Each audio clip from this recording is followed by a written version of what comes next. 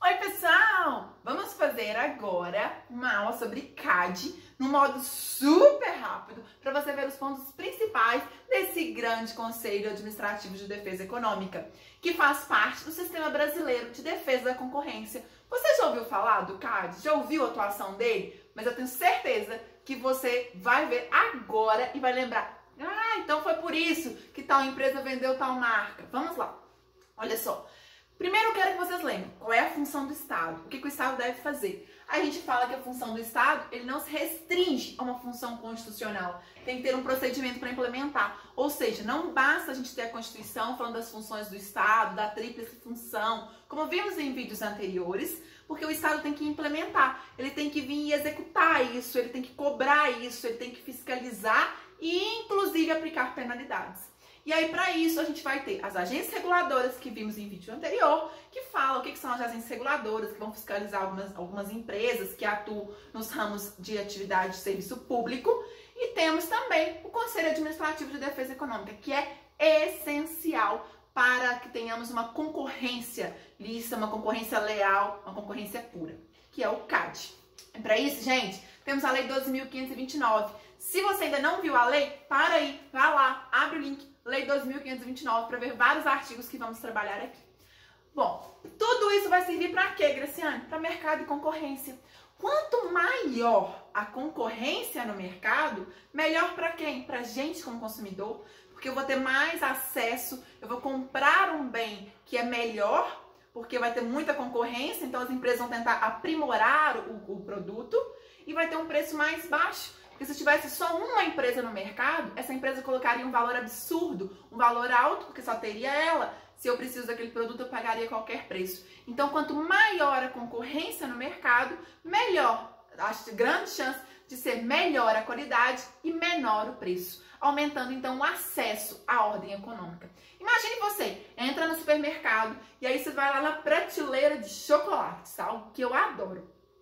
Quanto maior o número de produtos, maior a chance de eu conseguir comprar um produto melhor com preço mais baixo. Porque se tivesse só uma marca ali na prateleira, eu acabaria pagando um valor alto por um chocolate de parafina. Bom, então a gente vai ter o mercado de concorrência e lá dentro a gente tem os agentes econômicos, que são as empresas. Quanto maior o número de empresas atuando no mercado, melhor. E aí, para isso, a gente vai ter, então, a finalidade de quê nesse mercado de concorrência? Correção das condutas competitivas. Se tem empresa fraudando o mercado, fraudando a concorrência, a gente vai ter, então, o Estado punindo, o Estado fiscalizando e o Estado punindo, ok? Para isso, a gente vai ter, gente, quanto maior a produção, maior a concorrência, melhor os produtos, mais baixo o custo e maior a exportação. A gente vai ter condição de mandar produtos para o exterior, inclusive. Eu vou passando bem rápido os slides, porque o que importa é que você entenda o conteúdo como um todo.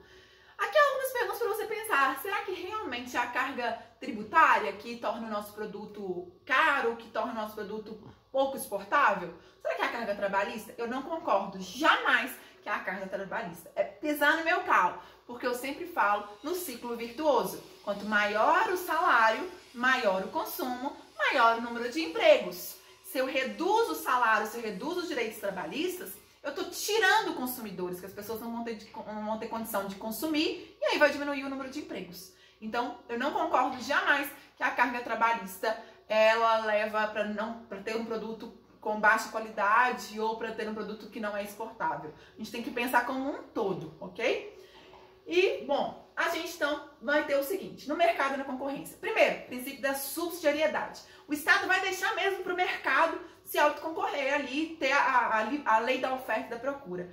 Mas o Estado vai ser subsidiário quando ele vê que essa lei da oferta e da procura está tendo alguma conduta que é anticompetitiva, que é desleal, que é prejudicial ao consumidor, aí sim o Estado vai atuar. Então é uma conduta subsidiária. E o princípio da subsidiariedade.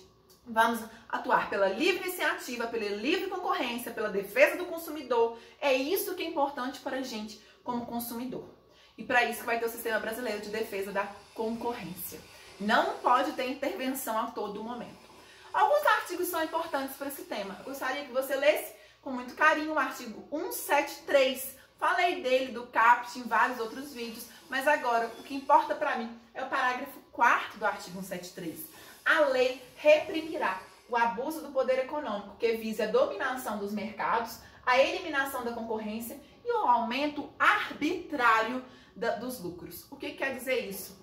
A gente vai ter, então, uma lei que vai tirar essa conduta desleal. Que lei é essa? Lei 12.529, que é a lei que criou o Sistema Brasileiro de Defesa da Concorrência. Ô, Graciane, mas tinha uma outra lei que falava disso, que era a Lei 8884. A Lei 12.529, ela veio abrangendo todo o assunto da Lei 8884. Então, hoje, quem traz pra gente o Sistema Brasileiro de Defesa da Concorrência é a Lei 12.529.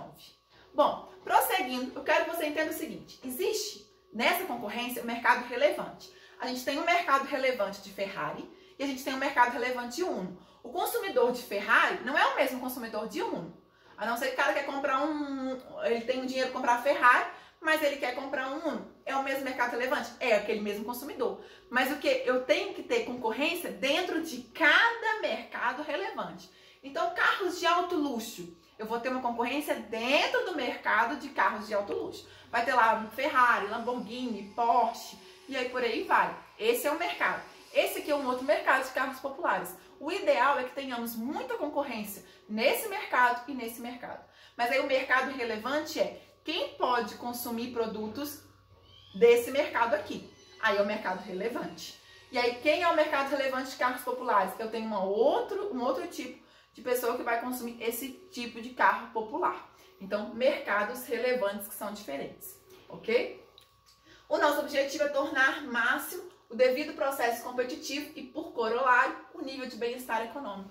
Gente, quanto maior a competitividade, maior o número de empresas, maior a concorrência, maior a chance de conseguirmos consumir mais, de conseguirmos ter acesso a vários bens. E aí isso vai trazer um bem-estar para a sociedade, uma inclusão para a sociedade, ok?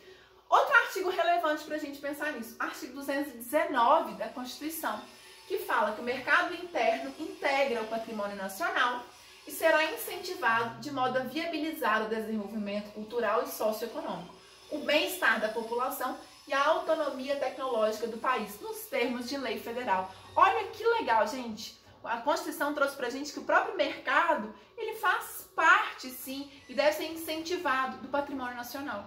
Então, o mercado, por isso, demanda uma regulação do Estado, demanda uma fiscalização, uma punição em casos de deslealdade concorrencial. E essa lei, a gente pode trazer a Lei 12.529, que é a que já comentamos.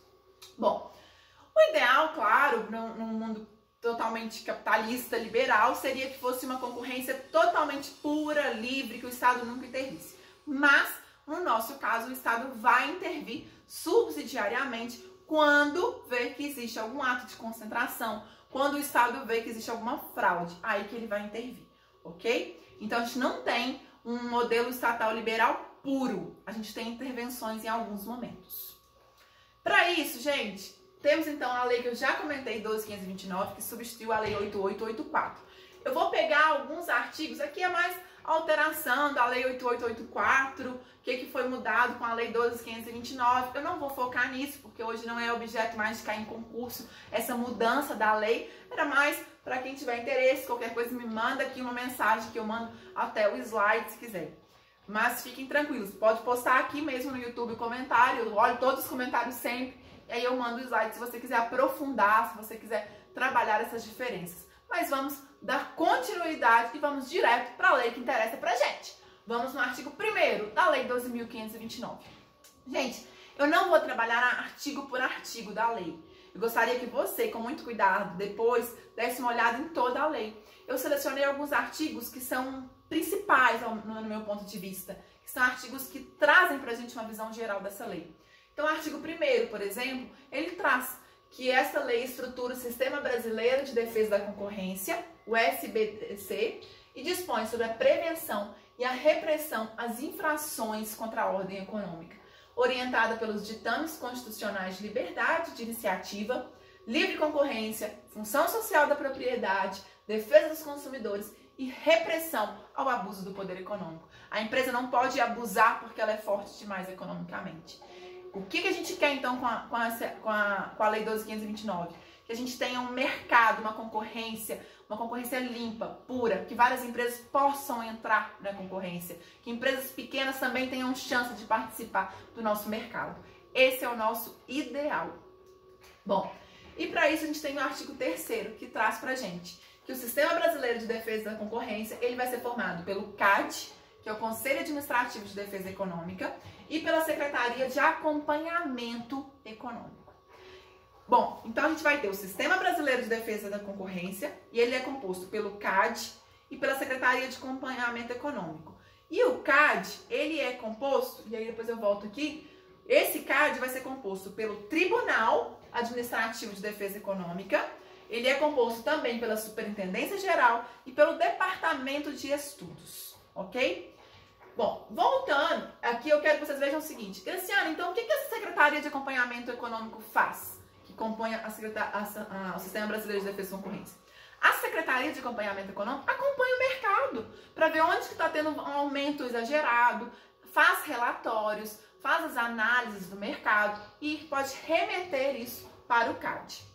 Já o CAD é quem realmente vai julgar os casos. O CAD é um órgão judicante. Ele tem o poder de julgar, ele tem o poder de falar que uma empresa não pode fazer algo ou pode fazer algo. Pode ou não fazer uma fusão. Se duas empresas querem se unir, se elas podem ou não. É o CAD que vai analisar isso. A Secretaria de Acompanhamento Econômico acompanhou o mercado, fez a verificação, fez o relatório e ela embasa, então, para o CAD poder decidir. Reparem que o CAD, então, é um órgão judicante. Ele pode julgar. Ah, Graciela, então ele faz parte do Poder Judiciário? O CAD não faz parte do Poder Judiciário. Ele é um órgão administrativo. Mas ele tem um poder judicante de julgar, ok? E para isso, a lei deu, então, jurisdição. Júris de direito, dicção, de falar, de dizer o direito, de decidir os casos no território nacional. É isso que fala o artigo 4º da Lei 12.529. O artigo 5º fala dos órgãos do CAD, como já comentamos. E aí, o que a Secretaria de Acompanhamento Econômico faz? Eu resumi em elaborar relatórios, fazer análise